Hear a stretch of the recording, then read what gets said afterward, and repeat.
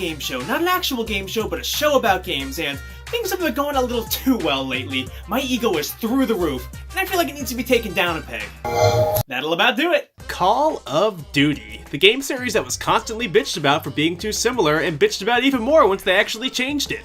Regardless of your opinion on Call of Duty, there's no denying that the series has had a huge impact on online gaming as well as just gaming as a whole. Personally for me, this game series defined much of my late elementary and early middle school years. As messed up as that sounds. I compare my experience with Call of Duty to a lot of older people's experiences with games like Doom or Leisure Suit Larry, being that first gateway into a world of mature rated content. The games had plenty of action, swearing, and violence that definitely caught the attention of my younger self. Plus you were labeled a huge p*** or something if you weren't playing it. However, to be honest, none of those things really kept my attention. Even as a preteen, I could see just how shallow and generic the campaigns were, and while I played the multiplayer with my friends, I never enjoyed it. So if I really didn't like the games, why do I still hold a bit of nostalgia for them? Well, that would be because of what I consider to be the saving grace of the Call of Duty series. The one aspect that keeps roping me in year after year, being the famous zombies.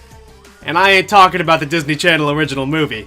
Zombies, for those who don't know, is a side mode in most Call of Duty games in which 4 players work together to survive endless waves of the undead. It's a simple concept, and that's why there's such a mass appeal. You suck at killing guys online? Well, lucky for you, they're usually slow as hell, and even when they're not, there's tons of them. Spin around in circles, go f***ing nuts. It's a blast, and we're gonna take a look at why it's a blast by reviewing every substantial Call of Duty Zombies game. Now, I say substantial because we're only going to be looking at the games developed by Treyarch. And if you don't know who Treyarch is, they made... This means that we're only going to be looking at Call of Duty World at War, as well as Black Ops 1, 2, 3, and 4. Christ, there are a lot of Black Ops. Which means that we won't be looking at Advanced Warfare, Infinite Warfare, or World War II Zombies. Sorry if you're a fan of those, but let's not kid ourselves, nobody is a fan of those. I'll also be dividing this one up into a couple of videos, with this one focusing exclusively on World at War. I originally intended to do every game all in one video, but after I wrote like 5 pages of single-space notes on World at War, I was like, yeah, I'd like to see the sun again. So I'm just gonna be covering the other games another time. Maybe right after this video, maybe not. It just depends on how I'm feeling. Well, that about covers it. So without further ado, let's take a look at where this thing all started with Call of Duty World at War. This is Space Chimps. It's October 2009. The wind is blowing outside, the leaves are falling. It's getting real spooky. I'm over at my friend's house when I first see that infamous cutscene.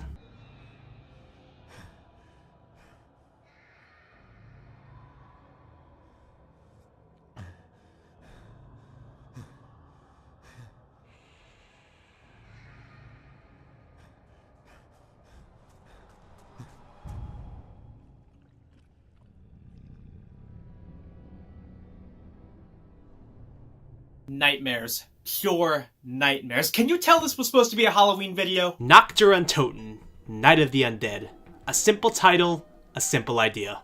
You're trapped inside a concrete bunker in the middle of an abandoned airfield, surrounded by hordes of Nazi zombies.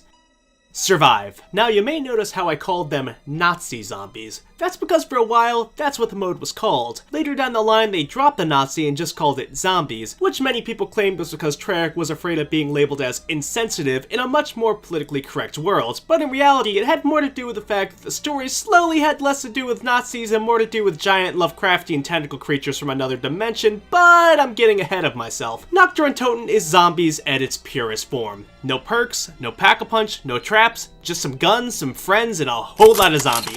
But that's not to say there isn't a little bit of magic, because Nacht der Untoten introduces 2 zombies mainstays that would be available on every map from here on out. The first of the 2 was the mystery box. For 950 points, you could open the box for a random weapon, one of which ended up being the second zombie staple, being the ray gun. It may not be seen as anything too special now, but back then, the ray gun was a one force to be reckoned with. This thing shoots rings of energy that just destroys any zombie in your path. And although every game from here on out has included this gun, it to this day hasn't felt as good as it does to use in World at War. There's just something special about Nacht. It's so humble. You could tell that this was only meant to be a little reward for after you beat the campaign, but people loved it so much that Treyarch had to make more, and that's how you get a Verruckt. Verruckt, which is German for insane, was the first Zombies DLC map for World at War, and boy, what a great follow-up. You still take control of 4 Marines, but this time they spout one-liners and comment on things that are going on the map. It's definitely a step up in presentation. The Asylum lends itself perfectly for killing hordes of undead. While Nocturne on Toten felt cramped to a degree, Verruckt doubles this feeling, for better or for worse. It's super scary at first. The way the zombies pile up and block the halls is super unsettling and makes the player feel like you're trapped. But once this wears off, you're left with a map that's a little too small for its own good. You could tell the zombies team was still deciding exactly what they wanted zombies to be. Did they want the players to run around or bunker down? However, this isn't to downplay the impact that Verruckt had, because Verruckt is the first map to introduce the Perks-to-Cola system, which acted as upgrades to the player that could help them survive even longer. There was Juggernog, which allowed you to take 5 hits from zombies opposed to the usual 2 before going down, Speed Cola, which allowed you to reload faster, Double Tap Root Beer, which enabled your gun to fire twice as fast, and Quick Revive, which allowed you to revive your allies in mere seconds, however was useless in solo play. This map also introduced traps, which you could spend points on to zap zombies as they walked through them. Traps would go on to appear in many different forms, but the ones in Verruckt were strictly electric. Finally, we had the last staple introduced in this map, the Secret Song, a tradition that would be carried over to pretty much every zombies map from this point on. By holding the action button to flush this toilet 3 times, the song Lullaby for a Dead Man would play throughout the map. And while it may just be a small little Easter egg, killing zombies to rock music enhances the experience by a tenfold. It's just badass! Sheela Numa is the next map that was released, and I don't know, maybe I'm in the minority here, but this one isn't much better than Verruckt. Hell, maybe even a bit worse. This isn't to say that the map is bad, but there are definitely a few gripes I have with it. For example, the setting. A swamp. That's cool I guess, but coming from the last 2 maps, it feels like a step down atmosphere-wise. With Nocturne on Toten and Verruckt, you felt trapped, like there was no way out. With Sheela Numa, the map's outside, it's the middle of the day, just run f***ing left, you'll probably make it. Another thing I don't like is how the perks are handled. Sheela Numa starts the tradition of shuffling the perk machines around the map, something some, but not all of the future maps would use. You see, Sheela Numa is divided up in a big X, with 4 different areas branching out from one main area in the center. Within those areas, a small shack can be found, which can contain one of the 4 perk machines, and depending on your luck, this can make or break your game. The location of the perks is completely random, so you can end up finding Jug right off the bat, or after spending upwards of 10,000 points opening every single door. That is if you even make it that far. But neither of those could come close to touching the level of bullshit that is the water. Ugh. Since you're in a swamp, there's bound to be water. It's unavoidable. But this water isn't purely aesthetic because it fucking slows you down and it's everywhere! Areas that would have been good for training around zombies are pretty much uninhabitable death traps because of this, meaning that the only times that you're gonna end up visiting these areas are either to A, buy a perk, or B, hit the mystery box. It's bad game design! Now, I know I've made this map out to be worse than, well, actual zombie Hitler, but believe me, I still do like Sheela Numa and a lot of the new things that it introduced. Sheela Numa may carry over a lot from Verruckt, but it also introduces some of the most critical elements to the series so far.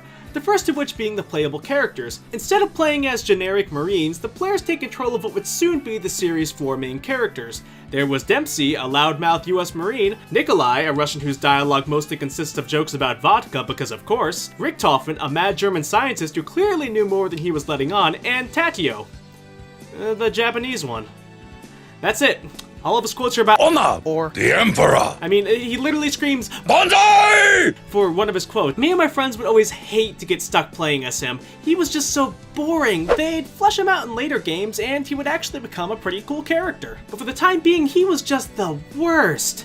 Sheela Numa also introduced the first wonder weapon since the ray gun, being the Wunderwaffe DG2, which could shoot an electrical blast that could take out a whole train of zombies. And let me tell you, this thing is just badass. It's such a power trip to just line up a bunch of zombies and BAM! Finally, we have Hellhounds, the first type of special zombie introduced into the series, but certainly not the last. They work a bit differently than normal zombies, being closer to the ground and faster, yet they don't hit as hard and they only come about every 5 to 7 rounds, meaning that you don't have to deal with them too often. And as an added bonus, you get a max ammo after every dog round. Neat! Overall, Sheela Numa is a good map with a couple of glaring issues, but none of which make it downright bad, which is good enough in my books. Der Rees. yes. This is where zombies went from just a little side mode to a phenomenon. This map took everything that the previous 3 maps did and built upon them, with pretty much everything from Sheela Numa returning, but the perks actually stayed in one place like they f***ing should be! In addition, we have the Pack-a-Punch machine, which gave players the ability to upgrade their weapons in order to make them more powerful, and sometimes even changed how the weapons worked entirely. Like, look me in the eyes and tell me that you don't feel the slightest bit erect right now that you can fire explosives out of your starting pistol. That shit's whack! There were also these teleporters that you could use for a quick escape in case you were getting overrun, or how about the Monkey Bomb, which players could use to draw the attention of every zombie nearby, or if you're feeling like a sick bastard, throw it in the furnace and watch it scream! The map layout itself was really solid too, with a main area with 2 branching paths, both of which lead to the power. You had this one, and the one the kids who ate glue went down. There was this catwalk area where you and your friends could camp at and guard this window and staircase, and when things got too hectic, you jumped out of this hole in the wall. There was plenty of room to run around, but that's not to say the map was too open-ended. Getting practically anywhere on this map meant going through tight corridors, where a poorly aimed gunshot can mean the difference between you making it to Pack-a-Punch or screaming to your friends to revive me because I have ray gun! There's just so much stuff to do. It's so much fun. But that being said, I don't recommend playing this particular version of Deriz for one reason alone, being a glitch that makes getting to high rounds basically impossible. That being the Wonderwaff Jug glitch. Once again, the Wonderwaff returns from Sheela Numa, but now with an added because now you can upgrade it, which is awesome. It gets more ammo, it can chain more zombies, neato! It also takes away your Juggernog and makes it so you die in one hit if you accidentally shock yourself with it. Not neato! This bug is borderline game-breaking. The Wonderwaff is an infinitely damaging weapon, which means that in order to get to high rounds, you're gonna need it, as all the other weapons will become ineffective. It's not a big deal when you're playing co-op, as you have your friends to revive you, but playing solo is out of the question unless you're Zombie God himself. Also, if you want to do this map co-op in its original form, I recommend grabbing some friends to do it, because playing with randoms is a mess due to how easily this game can be hacked. Most matches start with one of your teammates appearing to have a seizure, and the next thing you know, you're on round gazillion shooting bullets out of your fingers. It's more boring than it sounds. However, even with all its flaws, I still come back to OG Deriz. There's just some sort of charm that really brings me back to when it was first released. A charm that can't be replicated by any of the subsequent remakes of the map. And that goes for all the maps, really. World at War stands as a time capsule of what the early 7th generation of consoles was. And I honestly wouldn't change a thing about it. Except for the stupid jug glitch. That can go. And that would be where our story ends, but if you had the PC version of Call of Duty World at War, you had access to something that the console ports did not. The custom maps. Dude, don't even get me started on custom maps. I know mods are a popular thing for a lot of PC games, but these just feel special. Some of these maps are better than the ones developed by Treyarch. Like, no joke. They started off pretty simple, with some early favorites being maps based off of The Simpsons, with a Family Guy map following soon. Naturally. Ooh, I remember this one map called Project X, and this was supposed to be like the peak of custom zombies back in the day, but then they just kept going further. Some of the more modern maps don't even look like they're from World at War. One of my favorites is Halloween Town, in which the main gimmick is that you can only get your weapons from trick-or-treating at various houses. However, this one is bogged down by these insta-kill zombies that come out of nowhere, and the sounds that they make still haunt my dreams. Make it stop! Make it stop! On the flip side, this map based off of Christmas is a ton of fun too. The mystery box looks like a present, and Santa even flies by occasionally and gives you drops. See, it's a Halloween and a Christmas video. It's the Nightmare Before Christmas of Call of Duty World at War Zombies reviews. Finally, my personal favorite is this zombie version of the map Rust from Modern Warfare 2. It's simple, but it's just kind of mellow. You know, I don't have to worry about opening a $10,000 door, completing some convoluted Easter egg. I could just relax, kill some zombies, go home at the end of the day, go back to my wife and 3 kids, say that I provided to them by playing Call of Duty World at War Zombies on the PC, custom maps, Rust. It's just nice, okay? Leave me alone. I don't know what to tell you. Game's fun. Video's over. Go play the game. I know that's what I'm about to do. Here, look, I even got this like really cool limited edition. Damn it!